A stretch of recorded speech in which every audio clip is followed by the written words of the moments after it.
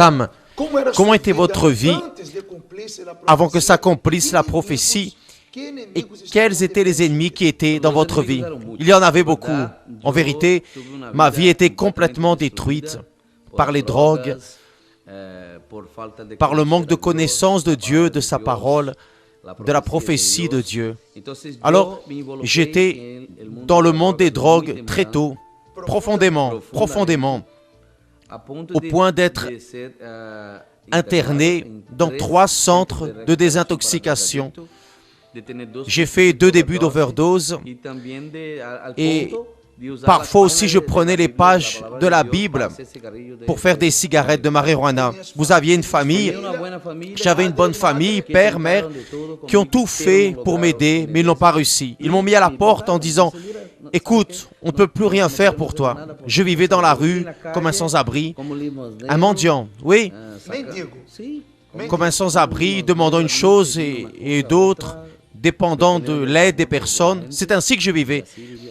Je suis allé dans 3 centres de désintoxication parce que ma famille m'avait interné. Vous voliez des choses dans la maison, des choses pour vendre, obtenir de la drogue. Oui, je volais dans les maisons pour alimenter mon vice.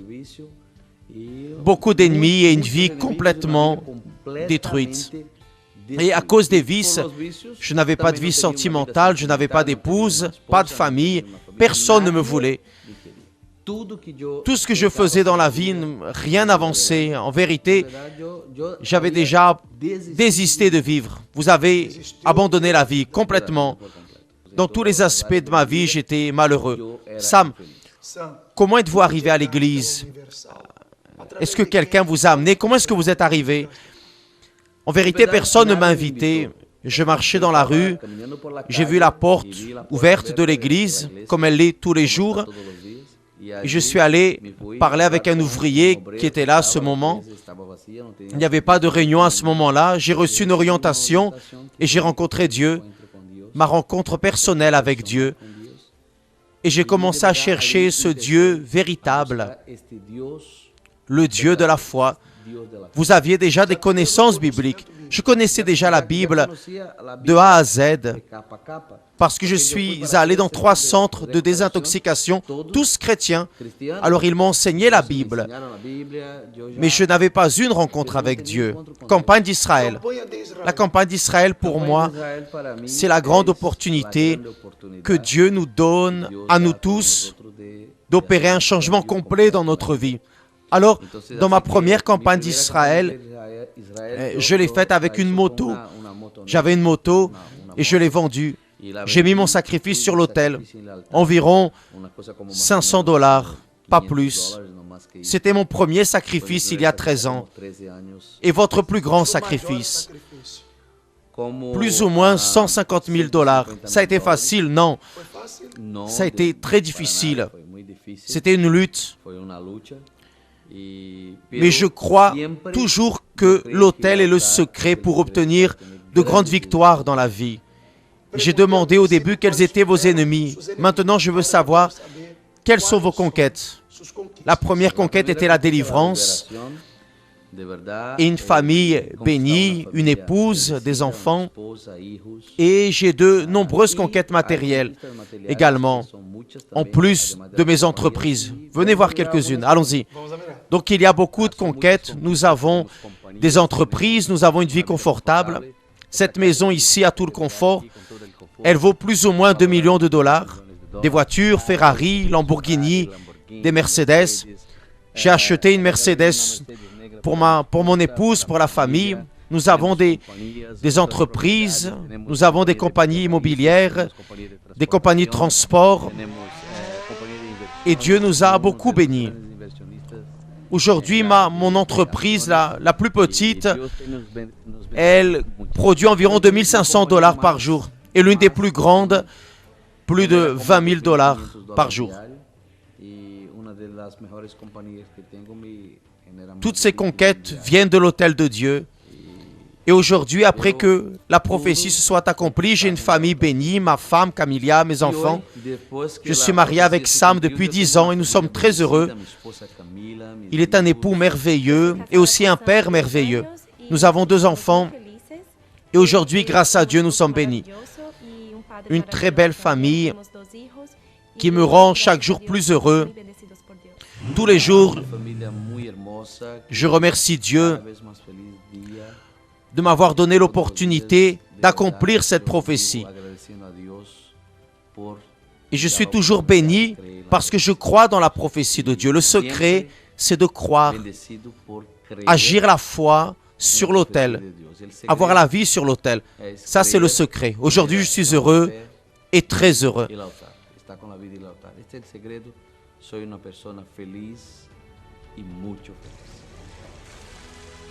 Résumons mon histoire de mendiant à quelqu'un de très heureux.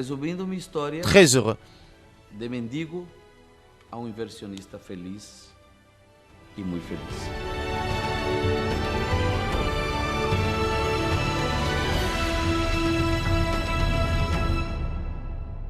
Bonjour à tous, soyez bienvenus à cette émission France en direct.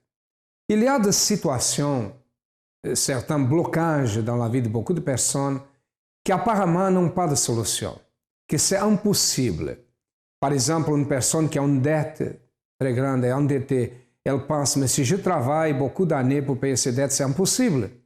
D'autres ont un problème de santé, d'autres ont un problème de famille, de certaines situations qui n'ont pas de solution. Personne ne peut aider ceux qui sont dans cette situation. Mais sachez une chose, au centre d'accueil, tout est possible à celui qui croit en pratiquant une foi intelligente. J'ai ici avec moi Madame Célestine. Bonjour, Madame Célestine. Bonjour, évêque. Bonjour. Vous êtes au centre d'accueil depuis combien de temps? Depuis juin 2013. OK, 6 mois, 7 mois. 7 mois, oui. Avant d'arriver au centre d'accueil, est-ce que vous aviez des problèmes? Pour moi, je disais que ce n'était pas de problème, surtout c'était mon fils qui ne trouvait pas de club. C'est vrai que j'étais endettée, mais Vous étiez endetté? Oui, j'avais une dette à la Banque de France de 34 993 euros. Presque 35 000 euros. 35 000 euros. C'est déjà un grand problème. C'est déjà un problème. Mais OK. ce qui me préoccupait, c'était mon fils. La première chose, c'était mon fils. Qu'est-ce que Dieu a fait?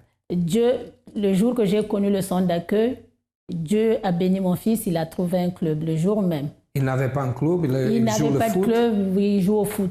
Il n'avait pas de club, il revenait de la Réunion, il n'avait rien. La première bénédiction, c'est la réalisation. C'est la réalisation. On a cru à ce que le pasteur Dominique, ce jour-là, c'était le pasteur Dominique, on avait cru à ce qu'il avait dit et ça marchait. Et quand ça marchait, c'était pendant la campagne d'Israël. Pendant la campagne d'Israël. OK. La première chose qui s'est passée dans sa vie, c'est qu'elle est venue, elle voulait que son fils ait un club parce qu'il joue le football. Et à travers sa prière, au début qu'elle est venue au centre d'accueil, Dieu a déjà réalisé. Mais Dieu a fait d'autres choses dans sa vie. D'ici à quelques moments, nous allons savoir. Regardez plus de témoignages. Quand je suis arrivée à l'église, j'avais beaucoup d'ambition, beaucoup de rêves, mais je n'avais pas en fait la force et le courage de persévérer, ni même de sacrifier pour conquérir en fait ce que je voulais dans ma vie professionnelle. J'étais en fait, je rêvais seulement. Je rêvais, mais je n'avais pas le courage d'agir, quoi. J'étais juste une personne qui se disait, qui rêvait une vie, mais qui n'avait pas le courage de la conquérir en fait. Donc en fait, cette situation, elle a duré quand même pendant 2 ans, parce que pendant 2 ans, j'écoutais la parole, mais quand j'arrivais devant les situations où on me disait non pour ce que je voulais faire, et j'acceptais en fait. Je luttais pas. J'ai fait chaîne de prière propos, mais je me décourageais, j'allais pas jusqu'au bout. En fait, je me donnais pas à 100%, parce que comme vous dites, quand on se donne à 100%, on a la réponse. Donc moi, je croyais me donner à 100%, mais j'avais aucun résultat, quoi. Et au bout, en fait, tout a commencé à changer quand je suis rentrée dans le groupe jeune, où j'ai commencé vraiment à être modelée pour être une femme de guerre, pour pas accepter les situations négatives. Moi, mon rêve, c'était de travailler dans l'audiovisuel. Donc, à partir de la 3e année, j'ai commencé à agir ma foi. Mais j'étais pas encore à 100%, parce qu'à côté, j'avais un travail j'étais éducatrice, donc je gagnais bien ma vie. J'étais un peu accommodée, donc je me disais, pourquoi faire plus, quoi? Je suis bien. Je tournais un peu en rond. Et avec le temps, là, je me suis révoltée. Donc, il y a eu le propos, c'était Propos Vision, je crois, aussi qui s'appelait La Vision. Et donc moi là j'ai dit non, il faut même si je gagne bien et tout, c'est pas ce que je veux faire, moi je veux travailler dans l'audiovisuel. Donc j'ai participé à ce propos et du coup j'ai arrêté mon travail.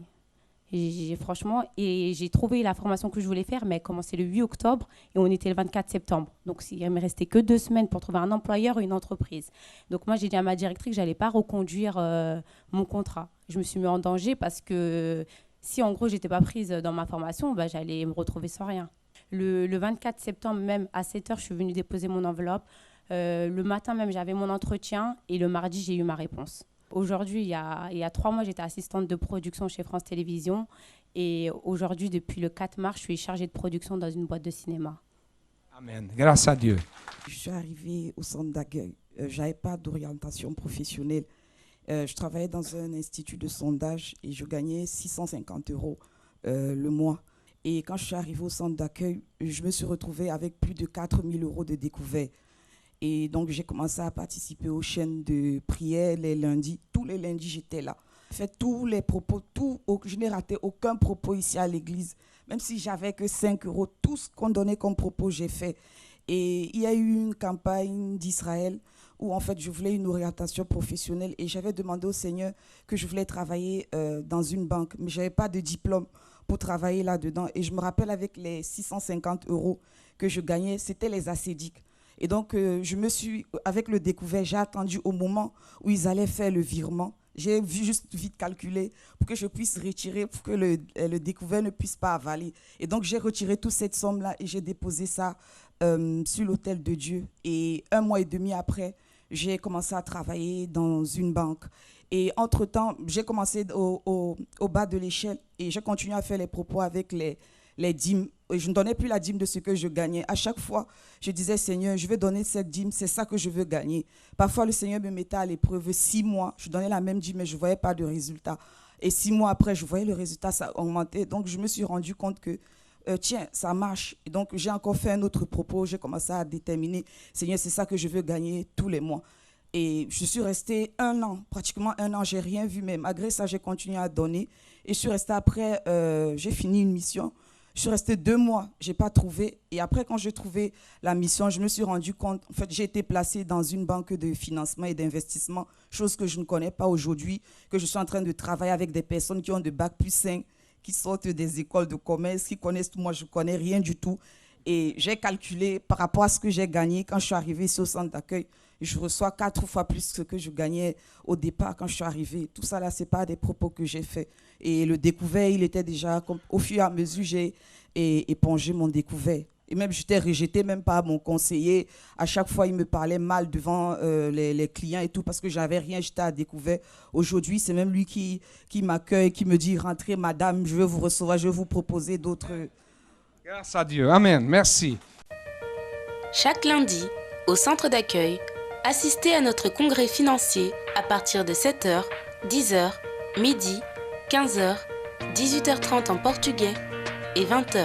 Dans tous nos centres d'accueil, le congrès financier donne accès à des orientations pratiques à toute personne affrontant des problèmes économiques ou administratifs. Retrouvez toutes nos informations sur nos différents supports de communication. Notre siège national se situe au 254 rue du Faubourg Saint-Martin, Paris 10e. La ligne AMI 24h au 01 53 35 85 12 et notre site internet www.centredaccueil.net. Centre d'accueil, votre réalisation et notre satisfaction. Madame Célestine, vous êtes là depuis 6 à 7 mois. Je sais que vous êtes dans cette campagne d'Israël, n'est-ce pas? Que nous vivons maintenant. Qu'est-ce que s'est passé? Vous étiez endetté? Oui. Qu'est-ce qui s'est passé? Déjà, quand je regarde les témoignages, je me dis que pourquoi moi je ne ferais pas comme les autres? Il n'y a pas que les autres qui peuvent être bénis. Quand vous avez parlé de la campagne d'Israël de maintenant, alors j'ai pris l'enveloppe. J'ai dit, moi, c'est la prospérité. Comme j'ai des dettes, vous avez sacrifié. J'ai sacrifié. Le problème de la Banque de France, ça ne se résout pas. J'étais même planté la semence et tout au tribunal pour que ça se débloque. Rien. J'ai dit, je vais participer. Moi, j'ai des projets au pays, tout ça, il faut que je participe. Dès que j'ai pris l'enveloppe évêque, les difficultés sont arrivées. J'ai dit, comment je vais faire? Mon frère qui habite ici, qui est parti au Maroc, on l'a arrêté, il est en prison. Il fallait envoyer l'argent. Mais moi, je vais participer, je vais mettre quelque chose. Et quelques jours après, je me suis dit, mon fils qui dit, mais maman, même si tu n'as rien, tu prends même 10 €, tu mets dans l'enveloppe, c'est la foi qui compte. J'ai dit, c'est pas grave. Donc, j'ai commencé à prier, j'ai dit, même au dernier jour, il faudrait que je fasse un sacrifice.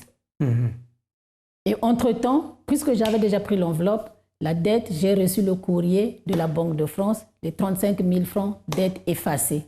Effacée. La dette a été complètement effacée. Complètement effacée, je ne paye rien, je ne paye rien, je ne paye rien. Dites-moi une chose, comme vous avez cette dette, certainement tous les mois, vous étiez en train de payer, n'est-ce pas? Comment ça se passait?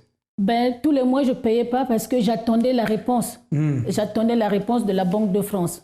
Soit on vous envoie le courrier pour dire que vous devrez payer, ou soit, madame, vous n'avez pas assez de moyens, vous ne payez plus.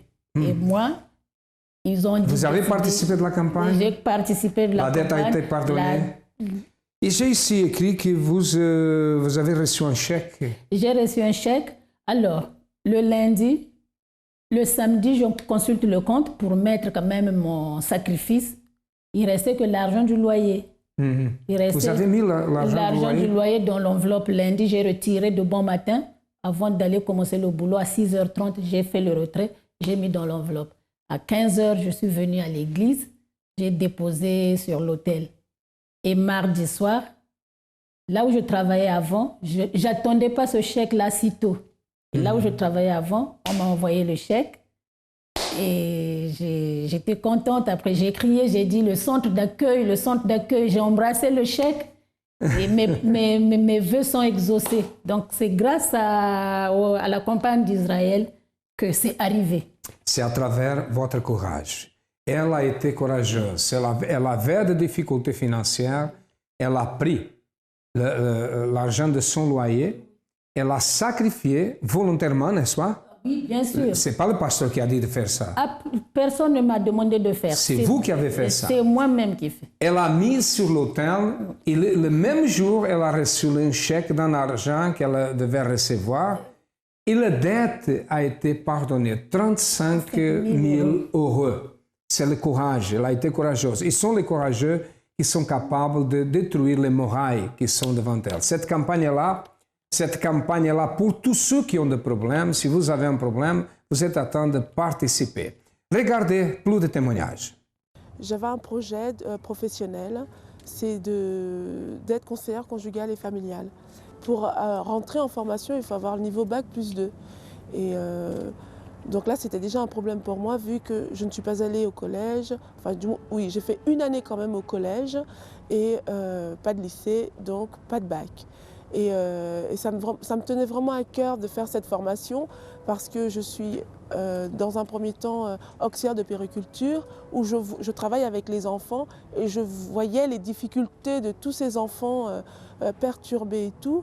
Et donc j'ai eu l'idée, au lieu de critiquer les parents qui éduquent mal leurs enfants, donc j'ai eu l'idée de faire la formation de conseillère conjugale et familiale afin d'accompagner les familles pour que l'enfant aille mieux. Donc ce projet me tenait à cœur. Et un jour, il y a eu un propos à l'église de présenter, de présenter un projet spécial que nous avions. Et donc ce projet me tenait à cœur, donc je l'ai présenté. Et donc, un an après, je suis rentrée à l'école. J'ai présenté plusieurs écoles et je suis tombée dans la meilleure école qui est Couple et Famille. Et donc là, ça fait 3 ans, je suis en fin de circuit là. Voilà, grâce à ma foi, j'ai manifesté ma foi et je suis rentrée à l'école. J'ai cru, je me suis lancée et voilà, les choses se sont réalisées. Comment était votre vie avant d'arriver au centre d'accueil? Alors, quand je suis arrivée au centre d'accueil, j'étais quelqu'un de malade parce que j'ai souffert pendant 25 ans de migraine, 11 ans de maux de ventre. J'avais une vie financière chaotique. Vous aviez quel type de problème de santé? J'avais la migraine. Migraine? Oui, et des maux de ventre pendant 11 ans et la migraine pendant 25 ans. Et j'ai un seul enfant qui ne s'entendait pas du tout avec moi et de surcroît qui était homosexuel. Je n'aimais pas aller travailler, je ne pardonnais pas et voilà. C'est comme ça. Et ça vous gênait, ça causait des problèmes de l'être comme ça? Écoutez, moi je disais que c'est le courant de tout le monde, donc j'étais comme ça, je vivais comme ça, mais en sachant que je sentais quand même ça vous causait la tristesse. C'est cela, voilà. Ok. Ça. Bon, par rapport à votre santé, comment êtes-vous aujourd'hui? Alors aujourd'hui, je suis guérie de ces maux de ventre, je ne souffre plus de migraine, je n'ai pas d'anémie, je n'ai pas d'hypertension parce que je souffrais aussi de tout cela. Et vous m'avez parlé que c'est la vie financière, n'est-ce pas? Oui, donc je n'aimais pas du tout aller travailler parce que je n'avais pas la joie dans mon cœur et la paix non plus, je n'avais pas cette paix. Et j'ai commencé à avoir cette joie d'aller travailler quand j'ai commencé à donner ma dîme parce que ça aide beaucoup dans la vie professionnelle. Donc je suis arrivée dans cette entreprise, j'étais veilleur de nuit. Et aujourd'hui, je suis travailleur social, je travaille avec une association qui aide les sans domicile fixe. Et ce travail, je l'ai acquis sans diplôme. Ce poste sur lequel je suis aujourd'hui, je suis là sans diplôme et je gère 2 sites deux plateformes, on va dire. 2 sites? Oui. Et vous n'avez pas de diplôme? Non, je n'ai pas de diplôme. Elle a des diplômes, amen. Oui, elle dit qu'il n'a pas, mais elle a un diplôme qui a été donné pour le principal. Amen. Ok. Et votre fils? Alors aujourd'hui, mon fils est libéré de cette homosexualité, mais c'est dû à un grand sacrifice que j'ai fait parce que j'ai participé à une campagne d'Israël et j'ai tout donné. J'ai donné mon cœur, mon âme, mes pensées, j'ai donné tout ce que j'avais, tout ce que je possédais, toutes mes économies parce que je me suis dit que de toute façon, il n'y aura pas d'autre solution pour moi que de tout donner et que ce Dieu, si c'est vraiment un Dieu, il va honorer ma foi et il a honoré ma foi. Après, je me suis quand même attelée à prier pendant 1 année pour que mon fils soit aujourd'hui à l'église et la semaine dernière, j'ai marié mon fils avec une ouvrière. Amen. Mon plus gros problème, c'était au niveau de mon comportement. En fait, c'est que j'étais une personne qui négligeait les choses. En fait, j'avais beaucoup d'ambition dans ma vie, beaucoup de rêves, mais comme j'étais négligent, eh ben, je faisais rien en fait pour qu'ils se réalisent. Donc j'avais toujours beaucoup d'ambition. Je savais ce que je voulais faire plus tard, mais pour les faire, en fait, j'étais nonchalant. Je faisais rien en fait. Je faisais rien, que ce soit au niveau des cours, au niveau même de ma vie professionnelle, rien du tout. Je commençais à donner le double de ma dîme. C'est que je donnais le double de ma dîme et face à certaines situations, eh ben, ça m'a mis en fait la révolte. Quand j'ai eu la réponse en fait de la Sorbonne qui m'avait dit en fait qu'ils m'avaient accepté, mais à cause de ma négligence, ils m'ont refusé. Et ben là, ça m'a mis une révolte. Ça m'a mis une révolte et je me suis dit non, je ne peux pas laisser passer ça. Je ne pouvais pas. Et à partir de là, j'ai pris une attitude, c'est que je suis allé directement à la Sorbonne et je suis allé voir la dame. Je lui ai expliqué mon problème et je lui ai dit qu'ils m'avaient accepté, mais comme je n'ai pas validé, eh ben, ils m'ont refusé. Et donc là, quand je suis allé là-bas, la dame, elle m'a écouté et elle m'a dit, écoute, des garçons comme toi, il y en a plusieurs, donc je n'ai pas ton temps. Il fallait valider, tu n'as pas validé, maintenant, tu n'es plus à la Sorbonne. Et c'est après, 2 semaines après, qu'ils m'ont donné en fait, la réponse et qu'ils m'ont accepté à la Sorbonne. J'ai aussi eu un travail en fait, qui était juste à côté de la fac. Et les horaires, ils coïncidaient bien. Ce qui a fait la différence, c'est qu'il y a aussi, puisque j'avais demandé aussi par rapport aux études, d'avoir aussi mon appartement en fait. Et ça aussi, j'ai réussi à l'avoir, donc je l'ai eu. Et l'appartement, il est vraiment, c'est ce que je voulais, parce que l'endroit, en fait, il est magnifique. C'est un endroit qui est calme. À côté, il y a un centre commercial, il y a un cinéma. Donc vraiment, c'est vraiment ce que j'attendais. C'est calme, c'est posé, et je peux mieux m'organiser en fait. Il y a eu toute une évolution entre celui, en fait, le Jado qui était chez ses parents, qui leur demandait de l'argent, et aujourd'hui le Jado qui vit tout seul et qui donne un peu d'argent à ses parents. Madame Célestine, Oui, avant de venir au centre d'accueil, est-ce que vous aviez une religion, vous pratiquez, vous ne pratiquez pas? Oui, évêque. Je pratiquais dans les autres religions. Dans d'autres églises, d'autres églises, oui. Quelle est la différence entre les autres et nous? Qu'est-ce que vous avez trouvé de différent? Ici, j'ai trouvé qu'il y a l'onction. Onction? Il y a l'onction et on pratique la foi. On pratique la foi. Et quand on suit les explications, quand il y a les témoignages, parce que je peux dire que j'étais catholique. Chez les catholiques, il n'y a pas les témoignages. Mais ici, quand il y a les témoignages, montre que... les bénéfices de la foi, c'est ça? Exactement. Ça nous amène à avancer. Ça nous amène à avancer. Et j'ai dit, moi aussi, je vais tenter. Je vais tenter, je vais faire comme les autres. Est-ce que c'est vrai? Parce que parfois, on a un peu de doute. Mais moi, j'ai pratiqué, aujourd'hui que je vous parle, évêque, j'ai pratiqué et j'ai vu de moi-même. Okay. Là, je suis là, j'ai vu. Que Dieu vous bénisse plus. Merci. Comme vous voulez, elle a dit la différence. Ici, on pratique, elle a vu, c'est elle qui dit. Et les témoignages ont été très importants pour elle. C'est pour cela qu'elle est ici, pour vous aider, à vous qui êtes dans la difficulté, vous qui avez des problèmes, vous qui croyez en Dieu, mais vous dites, pourquoi Dieu ne me répond pas? Pourquoi Dieu ne me répond pas? Pourquoi la situation est comme ça? Est-ce que vous avez déjà posé ces questions avant? Pourquoi Dieu ne me bénit pas? Ah oui, toujours. Je me disais, mais pourquoi? Mais quand j'ai mis les pieds ici, déjà le premier jour... Vous savez pourquoi maintenant? Là, je ne sais pas, jusqu'à ma mort, je serai au centre d'accueil. Parce que j'ai vu, pour moi, pour mon fils, pour mon petit frère qui est en Afrique. OK. Bon, et c'est ça. Nous sommes ici pour vous dire qu'il y a une solution. Nous sommes situés au 254 de rue de Faubourg Saint-Martin, au 10e à Paris. Nous avons d'autres centres d'accueil. Si vous avez besoin de notre aide, cherchez le plus proche de vous. Venez et certainement vous allez trouver la solution. À demain et que Dieu vous bénisse à tous abondamment.